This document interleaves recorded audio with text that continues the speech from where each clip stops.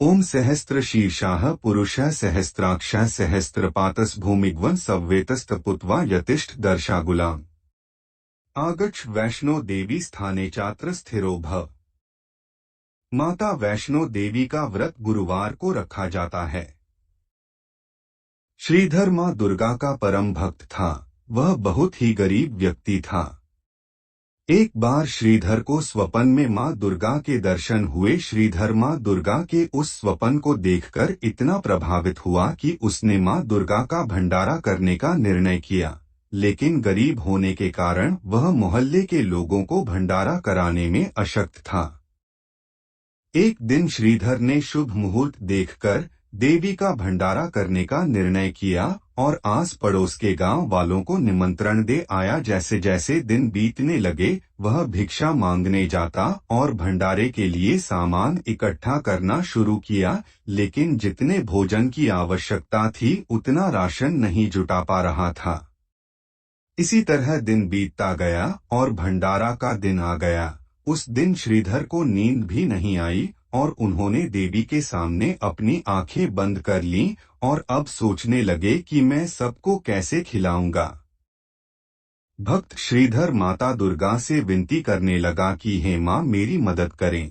इसी दौरान गांव के कुछ लोग भंडारे के लिए आने लगे और जैसे जैसे सब उसके झोपड़ी में बैठने लगे श्रीधर की चिंता भी बढ़ने लगी। परंतु कुछ समय पश्चात उसे आश्चर्य हुआ कि इतनी छोटी झोपड़ी में इतने लोग बैठे हैं, फिर भी झोपड़ी में बैठने के लिए काफी जगह बची है। और भंडार गृह में देखने पर उसे पता चला सारे बर्तन भोजन से भरे हुए हैं और भोजन बर्तनों में अपने आप भर रहा है। इस अद्भुत घटना को देखकर सभी लोग हैरान रह गए। तब भक्त श्रीधर ने एक छोटी सी बच्ची को अपनी कुटिया में सबको खिलाते हुए देखा। उसे यह जानने में देर नहीं लगी कि वह लड़की कोई और नहीं बल्कि खुद मां दुर्गा थी। जब इस घटना की सूचना आज पड़ोस के लोगों को लगी तो भैरवनाथ नामक एक साधु को शक हुआ कि यह कोई दिव्य कन्या है। उस कन्या के बारे में जानने के लिए वह साधु कन्या का पीछा करने लगा। भैरवनाथ को देख देवी तेजी से भागने लगी। भैरवनाथ भी उनका पीछा करने लगा। तब देवी कन्या रूप में वायु रूप में बदलकर त्रिकुटा पर्वत की ओर उड़ चली।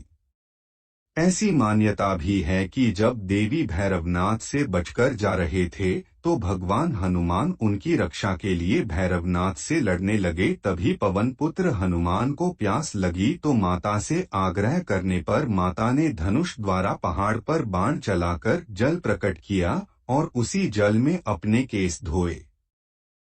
जब देवी भागते भागते थक गई तो एक स्थान पर रुककर पीछे मुड़कर भैरवनाथ को देखने लगी। उसी स्थान पर मां दुर्गा की चरणों के निशान बन गए। इस स्थान को चरण पादुका नाम से पूजा जाता है। कन्या रूपी माता ने भैरवनाथ को समझाने की कोशिश की, परंतु जब वह नहीं माना तो माता उससे बचने के लिए उसी पर्वत की गुफा में जाकर छिप गई। इस गुफा में देवी दुर्गा 9 महीने तक छुपी रही। इस गुफा के बाहर हनुमान जी ने 9 महीने तक पहरा दिया और देवी की रक्षा की। जब भैरवनाथ ने कन्या का पीछा नहीं छोड़ा तो एक साधु वहां से गुजर रहे थे। उन्होंने भी भैरवनाथ को समझाने की कोशिश की कि जिसे तुम कन्या समझ रहे हो वह जगत माता देवी दुर्गा है, परंतु भैरवनाथ ने उनकी बात नहीं मानी और उसी गुफा के बाहर 9 महीने तक खड़ा रहा। कहा जाता है कि देवी दुर्गा उस गुफा की दूसरी ओर से मार्ग बनाकर निकल गई। तभी से इस गुफा को अर्धकुमारी या आदि कुमारी और गर्भजून नाम से जाना जाने लगा। जब मां दुर्गा गुफा से बाहर नहीं निकली तो भैरवनाथ गुफा में घुसने की कोशिश करने लगा। यह देख पहरा दे रहे हनुमान क्रोधित हो गए और भैरवनाथ को युद्ध के लिए ललकारा। हनुमान और भैरवनाथ का युद्ध बहुत समय तक चला। युद्ध का कोई अंत नहीं होते देख माता दुर्गा ने महाकाली का रूप धारण कर भैरवनाथ का सर धड़ से अलग कर दिया। यह भी कहा जाता है कि वध के बाद भैरवनाथ को अपनी मूर्खता पर पछतावा हुआ और वे मां दुर्गा से माफी मांगने लगे। माता वैष्णो को भैरवनाथ पर दया आती है, इसलिए उन्होंने भैरवनाथ को माफ कर दिया और उन्हें पूर्व जन्म के चक्र से मुक्ति प्रदान की। इसके साथ ही भैरवनाथ को वरदान दिया कि कोई भी भक्त जो मेरे दर्शन के लिए आता है, जब वह आपको भी दर्शन करेगा तो उसे मेरे दर्शन का फल मिलेगा।